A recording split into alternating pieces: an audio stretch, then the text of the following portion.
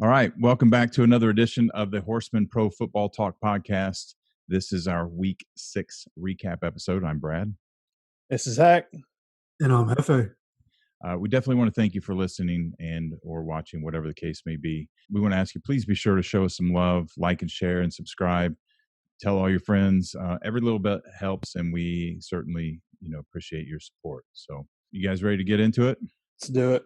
All right. First, when we let's go through the pick'em, this week's pick'em, and we have a new leader or co-leader, I should say. Ricky Entry has moved up into a first place tie with Zach the Oracle Hall. Yeah, I slid all the way back for a tie for third with the Hefe the Guru and Willie on the west side. At least I'm in good company back there, right? I'm not lonely. Yeah, that's right. I could be stuck back there with worse people, I assure you. So, all right, and I might also mention that at the time we're recording this, there's still 2 games left. We're recording this is Monday afternoon, and we have Monday night games that have not been factored in. I don't expect much to change there, but all right, let's start off with the Falcons at the Vikings. I quit. This effing Vikings team, man. I just, they should be like the Dolphins, right? I mean, they should be putting the pieces together. They should have some growing pains, work out the tweaks. On paper, this team should be getting better week after week after week, and it's not clicking. I don't know what in the hell's going on. Yeah, I don't know either. But first, I want to say welcome back, Julio Jones. Came into the game after his first game back after injury. He had 8 receptions, 137 yards, 2 touchdowns. I have him in fantasy. I was a pretty happy camper. Matt Ryan also had a pretty good game. He had 371 yards, 4 touchdowns, 0 picks. Their offense looked like it's supposed to look like, and their defense finally showed up and played well. They had Kirk Cousins throwing 3 interceptions in the first half alone. He had 3 TDs, threw it all in the second half, but you start off slow like that. I just don't know about the Vikings either. We both expected them to be a pretty good team this year, and they've completely dropped the ball. I don't know what happened to Kirk Cousins. The last few years, he's played great. Looked like one of the worst quarterbacks in the league right now. Yeah. I don't know what that was about. After the Indy game, and he had, 2 or 3 interceptions in that game too. And so for a second time to come out and just be throwing the rock to a team like that makes you wonder what's going on. I know he didn't have Dalvin Cook, so the play action might not have worked the same. But the Falcons are a defense that have been getting worked in every game. And then they came out and exposed Kirk Cousins early, and it put them in a hole, and they never were able to recover. And like Zach said, Julio came back, had a huge influence in this game. As long as the Falcons can keep dialing it up the way they did, whatever Raheem Morris did, taking over that defense, if they keep doing it, then I like their chances. I mentioned before, how the Colts went 1-5 2 years ago, ended up in the playoffs. I keep wondering, are any of these teams going to be that team? And if there was one team that had the talent and just needed some guys to get healthy, it was the Falcons. And maybe a coaching change sparks that. I'm not saying it's definitely going to happen, but there's too much talent on this team for them to be, a bottom 5 or a bottom 10 team. So convincing win here. Hopefully they can keep it rolling. Yeah, I have to agree with you Same. about the Falcons. It'll be interesting to see what happens here. It'll be. I'd like nothing more than Raheem Morris to be successful and to be able to and for Matt Ryan's sake. I mean, I just can't imagine being that good and just sucking that bad. So I like the change. I don't know that it's possible. And the Vikings aren't going to do it. We're going to talk. I mean, they're already in the division with the Packers, and we're getting ready to talk about the Bears. So there's just too much talent in the NFC. The Vikings are screwed. I guess the Falcons are in the NFC too. So they got a tough hill to climb. Something's got to go wrong. But we're also getting ready to talk about the Rams and the 49ers and the Cardinals, who can't make up their mind what they're doing either. So I guess we'll see that play out. But I do want to say, the last thing I want to say is kudos to the Falcons for getting their first win and leaving the New York jet crashes to be the only NFL team that is winless today. So, all right, next game, Bears at Panthers. Dude, are the Bears, are they really this for real? I mean, I know I asked that before, and then I answered my own question and said they were, but damn, the Bears are 5-1. And they beat a Panthers team who's doing way better than I thought they were, and I thought the Panthers might steal this one. I don't know. I'm going to have to ask. I mean, are they that for real? Are we? I mean, I'm going to have to ask Zach here because he's our Bear guru, aficionado. He's got the pulse on the pulse on the Bears all the way across the board. I mean, with what we saw in Tampa, can the Bears, can they win this division? I Wait a don't. minute. Maybe I should ask Hefe. Yeah, Jeff, go ahead. Start this one off. I'm just not sure. I think the Bears, the defense is obviously for real, right? We know the defense is for real. And I think it was more just that defense exposing the weaknesses of the Carolina offense, the weak offensive line. Christian McCaffrey not being there. Mike Davis is filled in nicely, but we've talked about Mike Davis is not Christian McCaffrey. Behind that O-line, tough to find rushing lanes against that really good defensive front. But the Bears have to find more consistency on offense before I'll say that they're going to be like a Super Bowl contending team. I think right now, I'd put the Bucks above them. I think the Bucks, if they play later in the season, would be able to get them back for that loss a couple weeks ago. But right now, the Bucks are handling business, and if you're winning games, then you got to get your respect, and you got to be taken seriously when you're 5-1. So, they look good right now. Yeah, so I dug into the stat sheet on this game, and there were two major differences that I could see that gave Chicago the win, other than them earning it, obviously. But we always talk about how football is a game of inches, and that extends into just doing one or two little things better throughout the game in order to earn a W in the NFL. And Carolina had a very solid game plan. They were even or even led Chicago in almost every single statistical category in this game, including penalties and time of possession. But what I found was there were two differences that went in Chicago's favor. The big one was that they were +2 in turnovers. But the very undervalued stat that is rarely ever analyzed is third down efficiency, which obviously translates into first downs. And the Bears were 7 of 14 on third down compared to just 3 of 13 for Carolina. And they had 6 more first downs. So, like we said, football is a game of inches. And when you're positive on turnovers and you're extending drives with first downs, you're going to increase your odds of winning. And that's exactly what the Bears did. And they came out with a win here. So as far as them being for real, every week I pick against them and they win. They're 5-1 in the NFL. That's extremely tough to do. I would say at this point, yes, they are for real. Okay. I will fully expect them to not be for real from this point forward. Well, exactly. I'm doing the reverse psychology thing here. You see what I'm doing? Yeah. I got to give them respect. I mean, they're 5-1, so we'll just leave it at that. Okay, next up, Bengals at Colts. Some people laughed at me last week when I said this game scared me, and Zach, I think you agreed with me. And I bet those same people weren't laughing in the first quarter. I know Hefe wasn't laughing in the first quarter. He looked like somebody had just stole his car.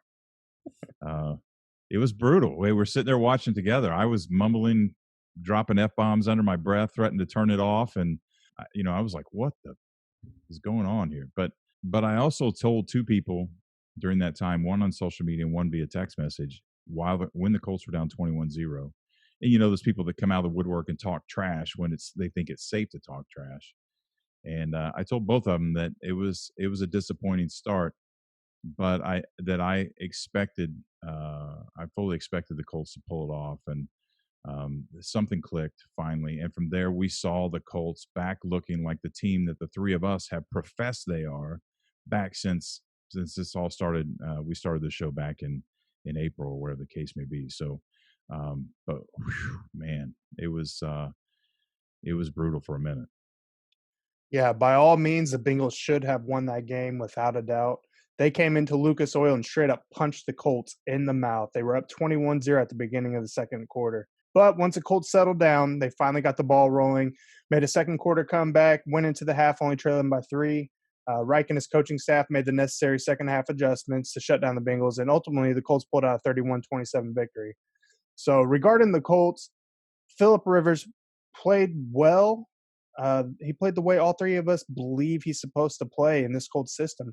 He had 371 yards, 3 touchdowns, 1 boneheaded interception he should have never thrown. I won't defend him on that one. But our rushing game is struggling, and we have to find an answer for that very quickly. I think Jonathan Taylor is very good, but he's still a rookie. He's still learning. He doesn't have that vision and that experience yet.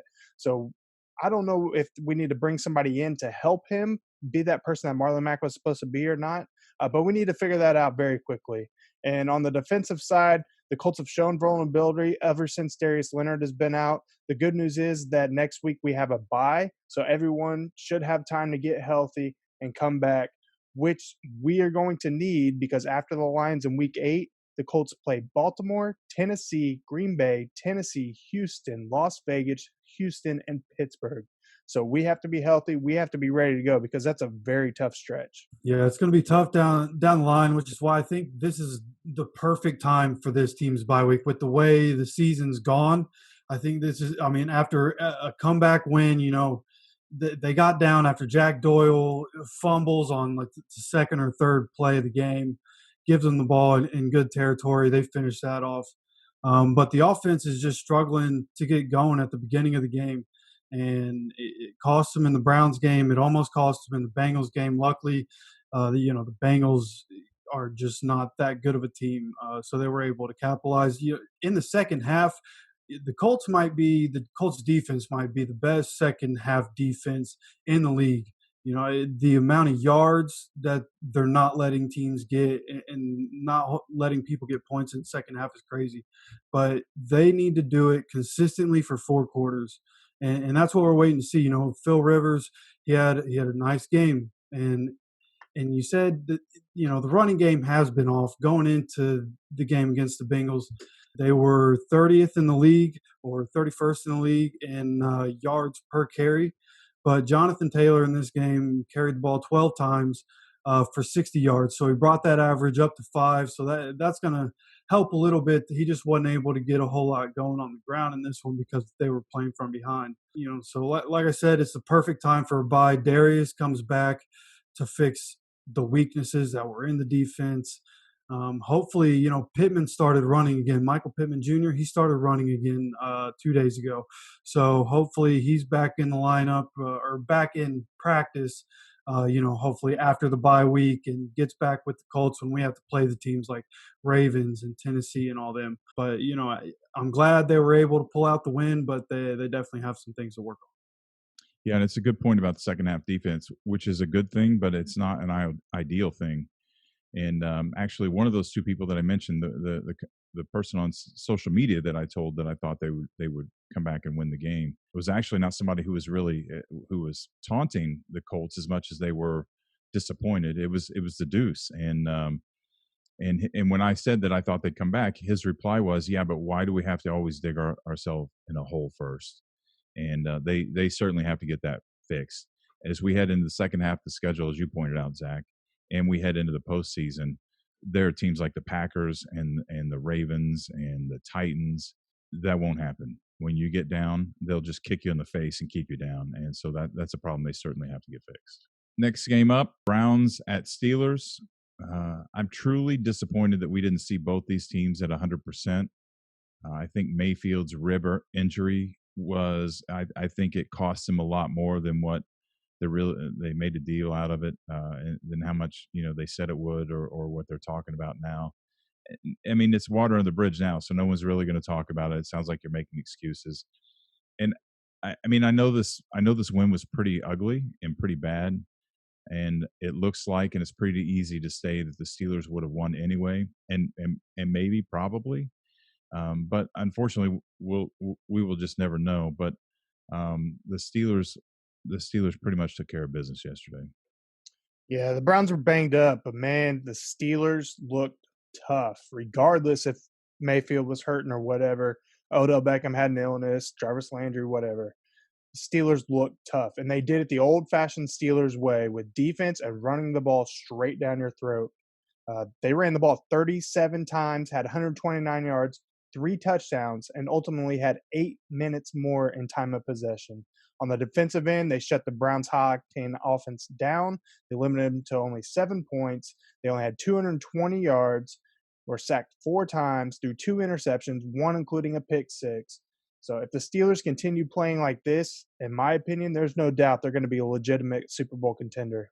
Yeah, it definitely looks like it right now. When you have a good defense, and I keep talking about it, especially when we get to the Steelers, as much as I don't like the Steelers, TJ Watt, might be the second best defensive lineman in the league behind Aaron Donald.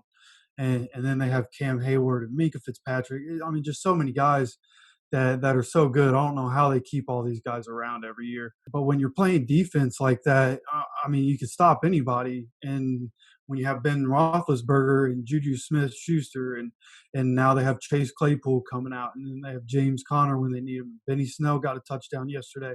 So they have all these weapons on offense, plus probably a top three, at least a top five defense. So they're definitely a contender. I'd like to see. I didn't look at their schedule. I'd like to see if they play the Chiefs because they play the Ravens twice, and those should be interesting games. I want to see what they do against a team like the Chiefs with a really good quarterback and a pretty good offensive line, and now two really good running backs and a bunch of really good weapons for Patrick Mahomes to throw to.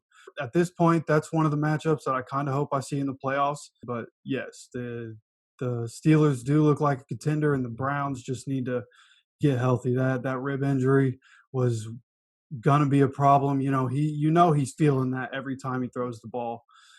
So hopefully these guys can get right and get healthy, and we can see them play full strength later this year. Yeah, well, and we are going to get a small glimpse of what you're talking about this week because the Steelers and the Titans make up that Week 4 game this week, right? Yep.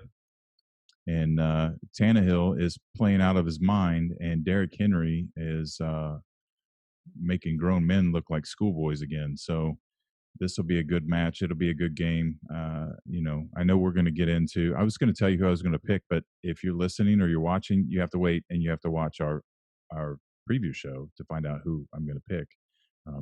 So you get the insider information of who to pick in your league. So check that out. But for now, Steelers stay undefeated at 5-0. Are the Steelers and the Titans the only two remaining undefeated teams? Seahawks, yeah. Seahawks, yeah. So then there were 3. That this Titans Steelers game might have to be our game of the week. There's a couple others in there we're gonna have to talk about, but this should be a pretty good game. All right, Broncos and Patriots, guys. I can't help wonder if Beelzebub has thought about retirement this morning. I mean, this guy has seen and done everything. He's won 6 Super Bowls, owned the AFC East for 19 years, 17 years, something like that. And he had to watch 10 field goals yesterday. No touchdowns, 10 field goals, take an L at home. Right now, Beelzebub he's on his phone scrolling through condos in South Beach. Yeah, I don't really have a whole lot to say on this game. I definitely thought after 2 weeks that the Patriots would have been ready for the Broncos. But hats off to the Broncos for shutting them down and getting the win. The best thing about this is the Patriots are 2-3, the first time after 5 games that they have been under 500 since 2002. And as Jeffy always says, you'll love to see it. You'll love to see it. It's already better than my 1-15 projection, but they're staying at 2 wins. I'll take it as long as I can. Like you guys said, with 10 field goals in this game, no touchdowns, not a whole lot to talk about. I thought Cam would have a better game, but Vic Fangio, obviously not going to get Coach of the Year, but the way he's coaching this defense, I mean, he's definitely showing his defensive prowess. He's losing Von Miller and to still be able to shut down Cam in that offense. I'm impressed with the way the Broncos defense is. It's unfortunate it's not amounting to more wins, but Drew Lock came back. He had a really rough game here, but going forward, hopefully he can keep getting back to form, and hopefully the offense can come together and string some together. So, all right, Lions at Jaguars. This is another edition of They Are Who that we thought they were. The Jags are just not good, but they're better than the Jets. See, Close. I'm Yeah. trying to be positive too. Yeah, true. Matt Patricia, you're safe for this week. The Lions dominated in a game they should have dominated, so good for them. They moved to 2-3 on the year, only 2.5 games back from Chicago for the division lead.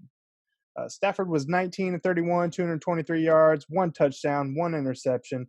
But the player of the game for me is DeAndre Swift. He had 14 carries, 116 yards, 2 scores. So hats off to the Lions. You beat the second worst team in the league. Yeah, it's basically what it comes down to. They did what we expected them to do. Didn't do it how I thought they would. I thought they would pass all over them, but however you get a win in Detroit is good enough. It's better than going 0-16 again. True. For sure. All right, Texans at Titans. Well, at least the Texans eventually made a game of this, and actually they came with only 7 seconds away from winning the damn thing. And I said this yesterday. I hate it when an underdog gives everything they have and does everything they need to win, and they lose at the last second. I kind of felt that way about the Bengals. I mean, I was happy to see the Colts win and do what I thought they should do to win and be the team that I think they are. But, a team like the Bengals, team like the Texans, just scrapping and giving everything they have. But in all fairness, the Titans did it again. I mean, they did what they needed to do to get a win, no matter how ugly it was, and they remain unbeaten. Yeah, so I was really hoping the Texans would pull this one out. Watson carried the team like he has to try to do every week since he doesn't have a run game anymore, and one of the league's best receivers was shipped out. But I won't continue to beat a dead horse with that because Bill O'Brien's long and gone by now. Deshaun Watson threw for 335 yards, 4 touchdowns, a game winning in overtime. It just wasn't enough because whether anybody wants to admit it or not, Ryan Tannehill is one of the best quarterbacks in the league right now. 364 yards, 4 touchdowns, 1 pick. Couple that with Derrick Henry's monster 22 carries, 212-yard game, 2 touchdowns, including the game-winning overtime touchdown. The Titans move to 5-0 and have a 1.5 game lead on the Colts for the division right now. So so Tannehill wasn't the problem in Miami? It appears that that's the case, yeah. Seems we'll like have it's to figure more out of who was a at fault there. Yeah, I know, right? Head up to New York to find that one.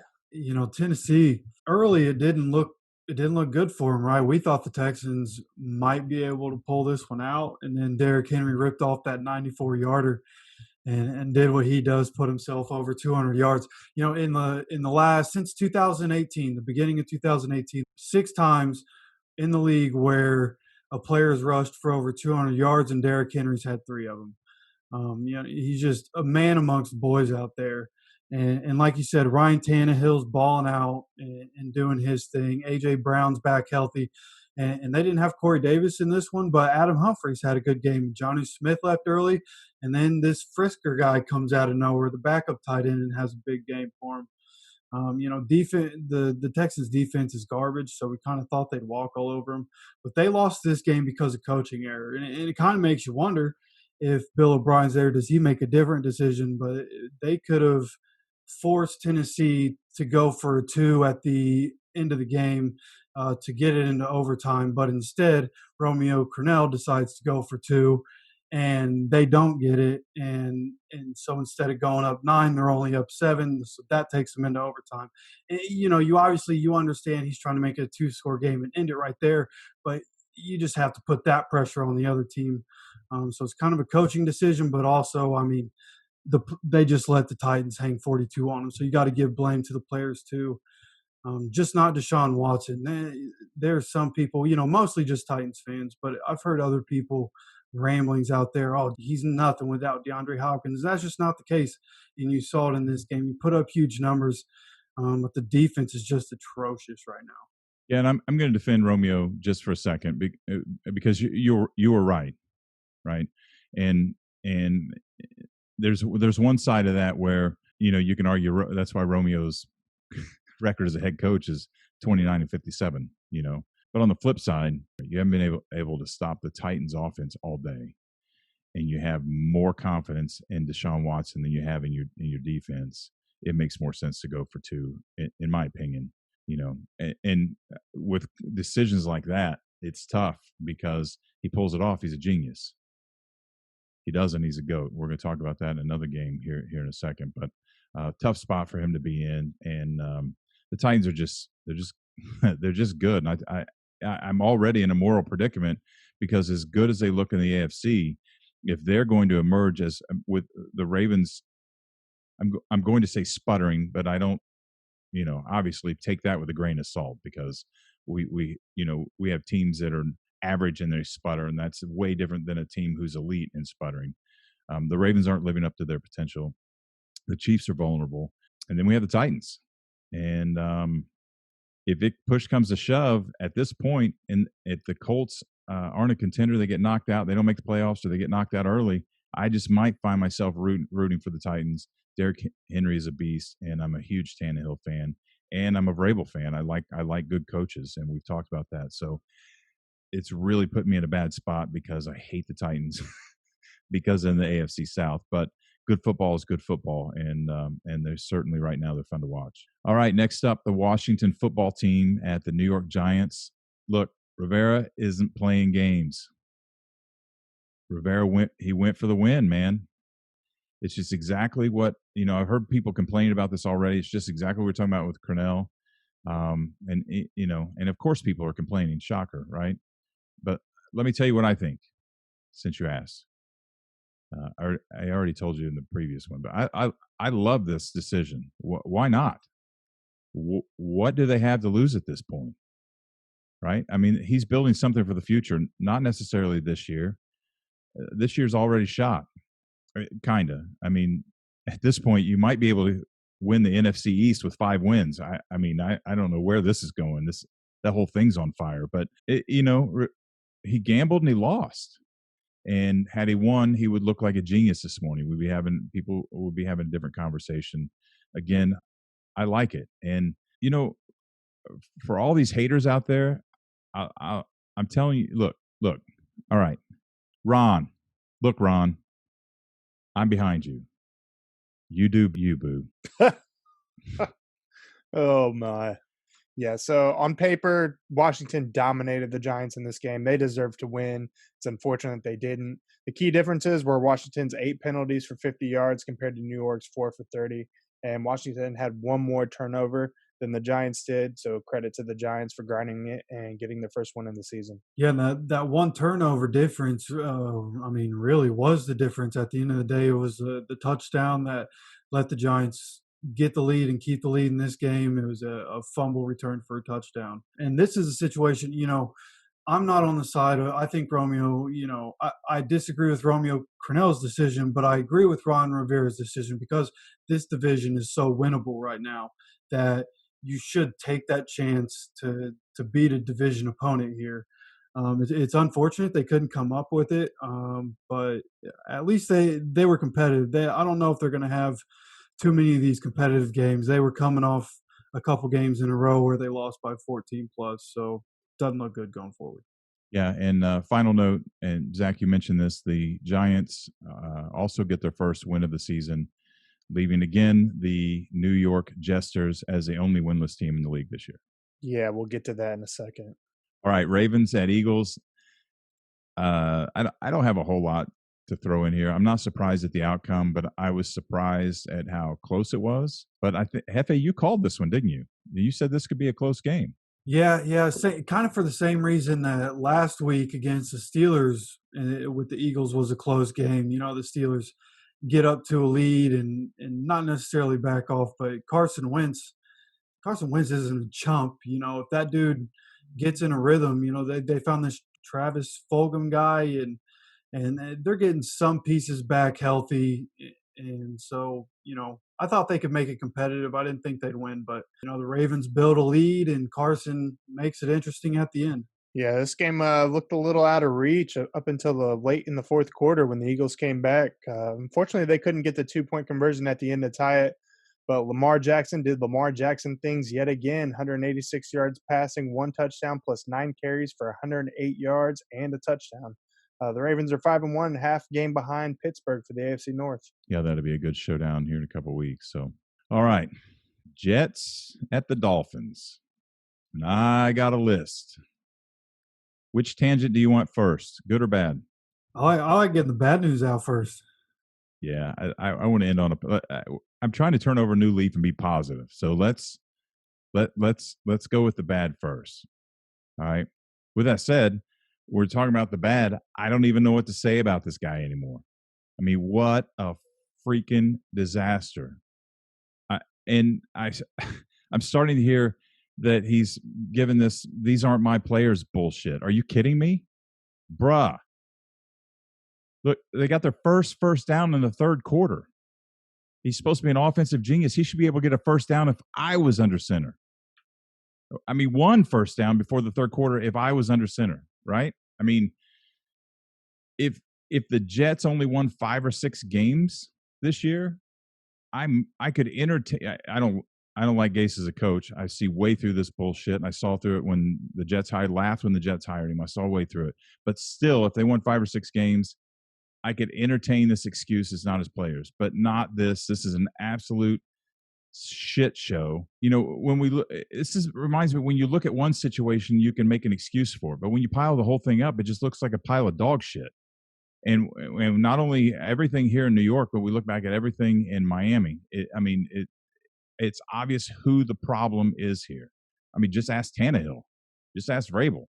I mean, Vrabel wakes up every morning and texts Gase and thanks him for destroying Tannehill's career so he could snag him. I mean, I've been watching football for over 40 years. I mean, 20. I'm not that old. But honestly, I have to say this may be one of the absolute worst teams of all time that I have ever seen. And I'm not kidding. They're easily in the top 5 or the top 3.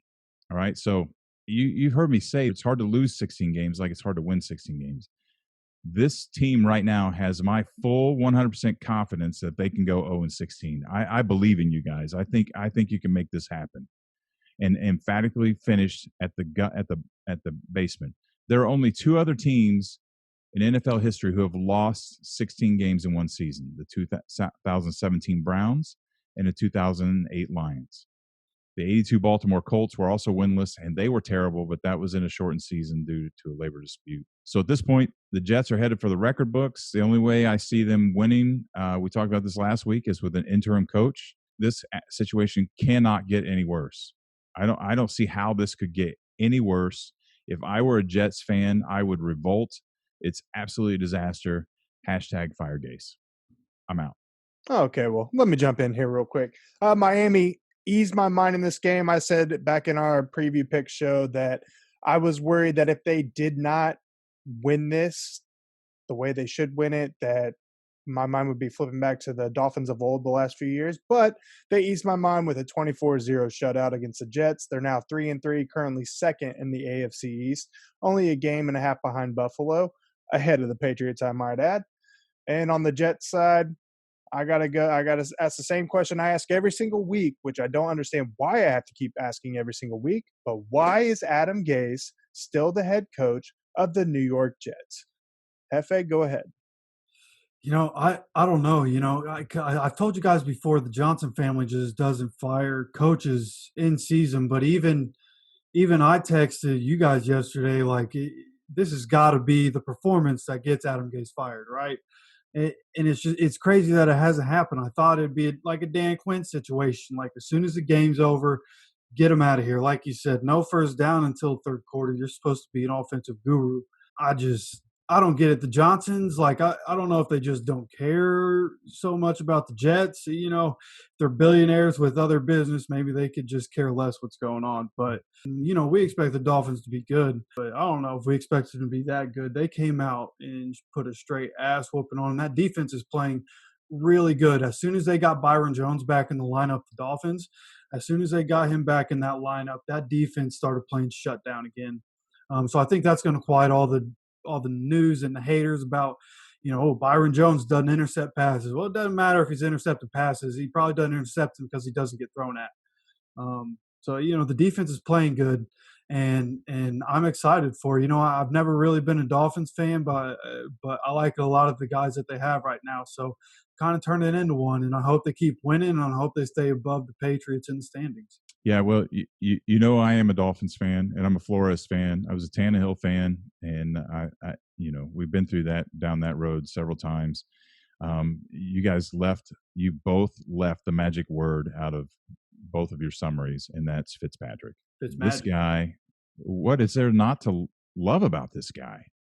I mean, if you watch the game yesterday, Tua got in, and Fitzpatrick was trying to get the crowd pumped up for Tua to come in, and and I don't know if you guys know, but Fitz and Tua have some kind of a bromance going on.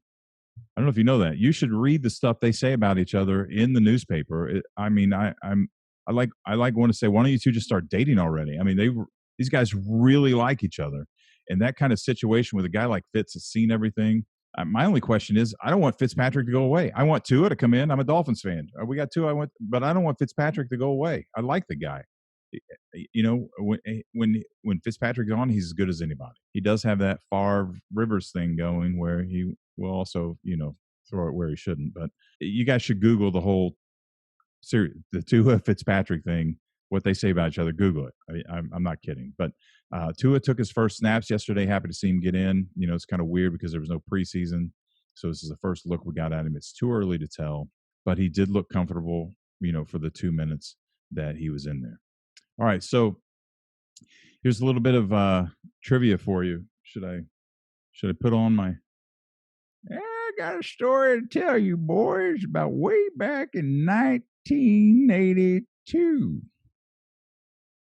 I don't even think you need the glasses to do that. Okay, easy there, boy. All right, so the last Dolphins shutout against the Jets was in the 1982 AFC Championship. Now, it's pretty remarkable considering these two teams are in the AFC East and they play each other twice a year. So that's why I brought this stat up. That 82 was a long time ago. I was 11, and there I go, give my age away again. But so it was 14-0, and it was an absolute defensive showdown. So the quarterbacks at that time were a guy named David Woodley for the Dolphins. He was the brief interim between Bob Greasy and Dan Marino.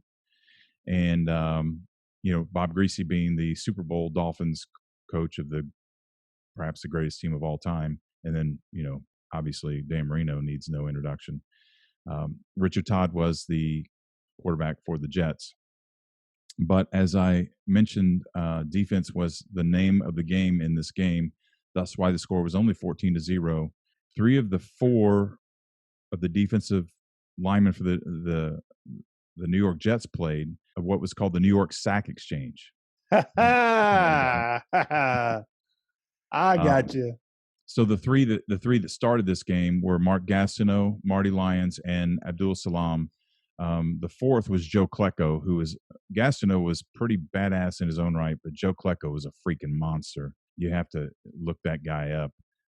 He didn't play in this game because he actually tore his patellar tendon at the beginning of the season. And I think, I'm pretty sure he sat out the whole season. The side note to this is that his knee had been bothering him in preseason, and they didn't have the technology we had, so he played anyway. And then he ripped his patellar tendon completely in half, which is why we see what we see now. Anytime they have any problems, they immediately take him in the tent and start trying to figure out what's going on.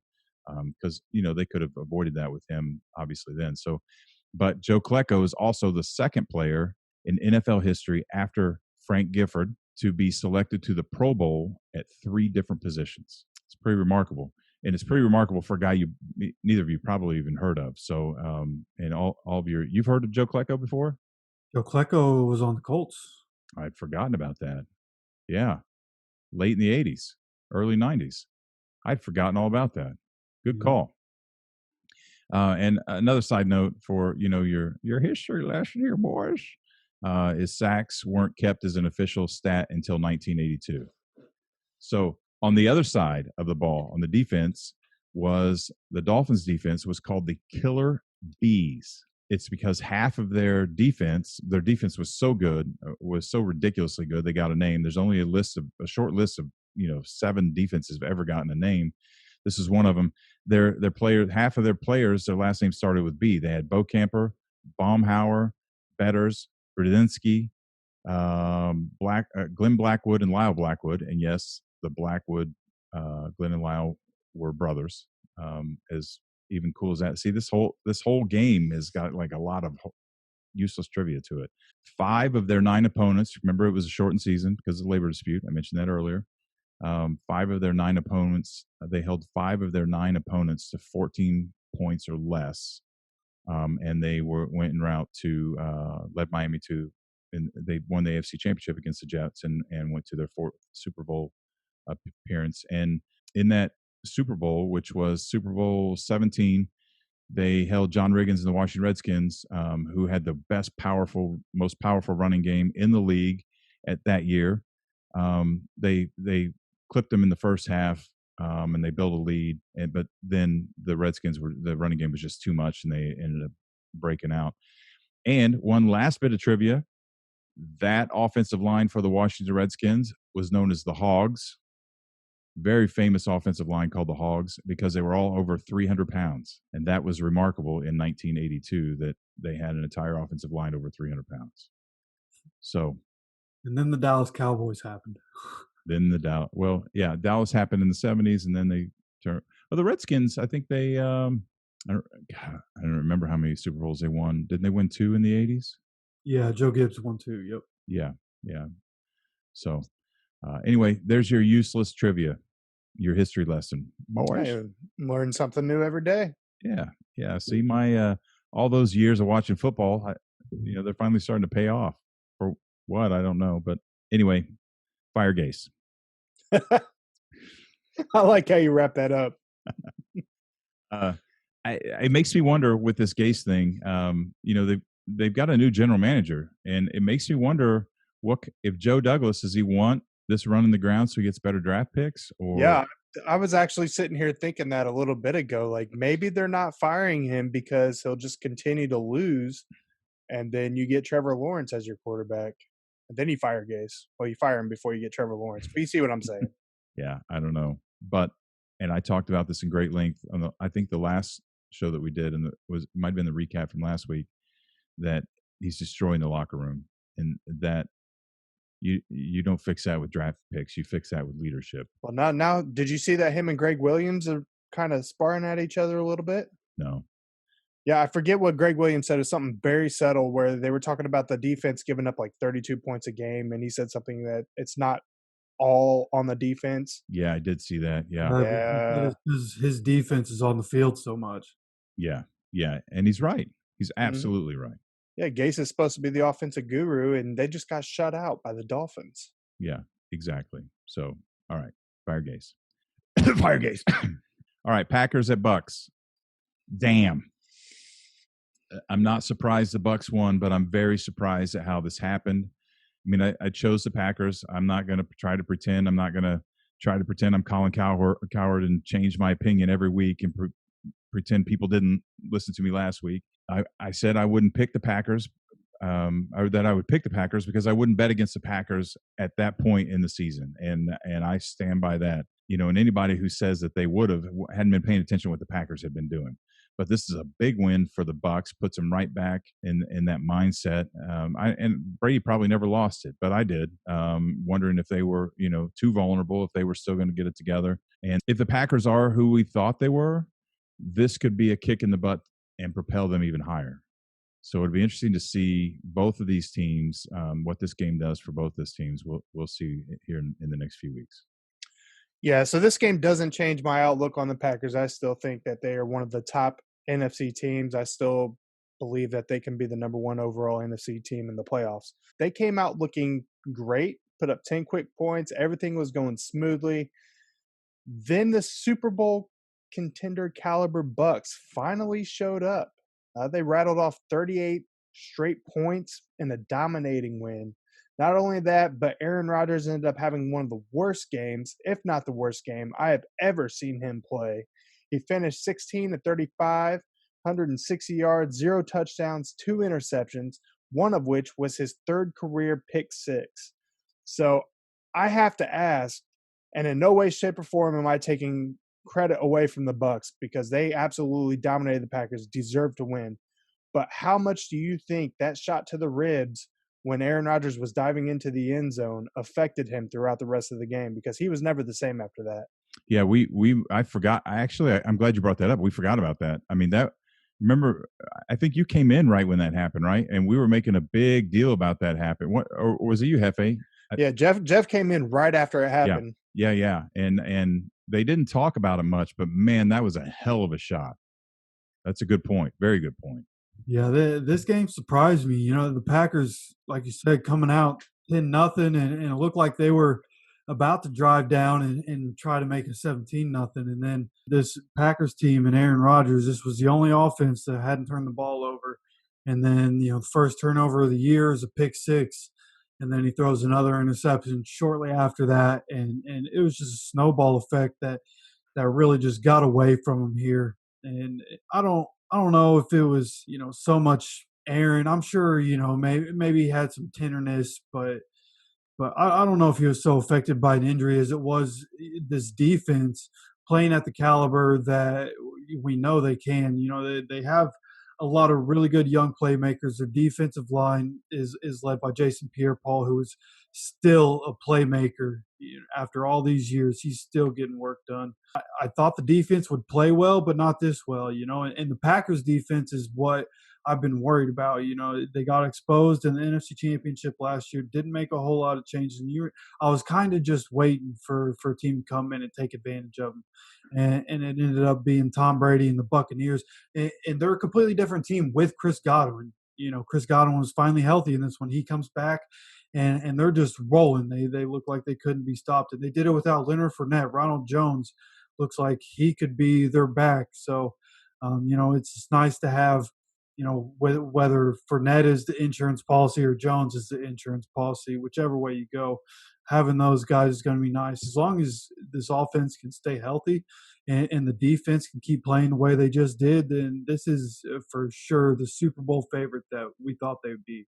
Yeah, and both these teams. I mean, and again, I didn't expect to see what we've seen out of the Packers, but I'm a believer. But both these teams are they're both Super Bowl contenders the way they're both playing right now. So even despite what happened this week.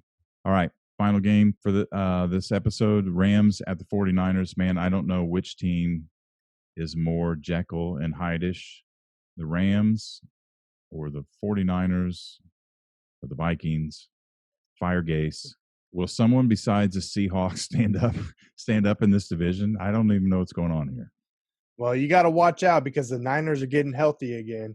Jimmy G returned to form with 268 yards, 3 touchdowns. They completely dominated in this game. They beat the Rams in almost every single statistical category, including almost 16 more minutes in possession time. The Rams fall to a game and a half behind the Seahawks for the NFC West lead, while the Niners are still in it, only 2.5 games back. So they may make a push once they keep getting their players back. So don't count the Niners out. Yeah, and I expected this game to look a lot different than the Dolphins game because they were getting some of the corners back, the 49ers were. But I thought that there were still enough injuries, and the Rams have been playing well enough that I thought it wouldn't really matter. And I thought the Rams could pull this one out. But the 49ers, I mean, they played the game that they want to play, where they just run it down your throat and like Zach said, just eating up the clock. And 16 minutes more. That's incredible to be able to do that in an NFL game. Most games it's within 5 minutes. So to have 16 more minutes, realistically, having 16 more minutes of possession time and only winning this game by 8 points is kind of shocking. But a win's a win. Hopefully they can keep getting healthier and healthier. At some point, they're going to get Richard Sherman back, which is going to help shore up that secondary. The defense, the defensive front for the 49ers still has some season-ending injuries they got to work through there. But they look better here. Hopefully the Rams can figure out their consistency. That's that's going to damn them later in the season when they have to fight for a playoff spot. If they can't be consistent, then they won't be there. Yeah, agreed. And we've talked about the 49ers. If they can hold this thing together until they get everybody back, I mean they're 3-3, and there's still a lot of football to be played. So all right, cool. Well, let's wrap things up. It's reminder, it's not too late to go head to head against us in the weekly pick'em battle. Hop onto our Facebook or Twitter page at Horsemen Sports, where you can find the link to join our free pigskin pick'em league and win a prize. Maybe get on air with us and represent your team. Also, every Wednesday, check out Fire Gase Hefe's weekly power rankings. You can find it on our Facebook, Twitter page, also at Horsemen Sports. Be sure to check out and let us know in the comments what you think about your favorite team's ranking and if Adam Gase should be fired this week or not. If you're into fantasy football, check out our weekly episode of Fantasy Fire Gase Central, where Zach and Hefe will cover the week's top. I tried to make it through with a straight face. This week's top waiver wire picks, must starts and players to avoid this coming week. And of course, we all will see you back here on Thursday for this week's game picks and our preview show. Until then, thanks for joining us. Enjoy the games, and we'll see you Thursday. Ciao. Fire Gase.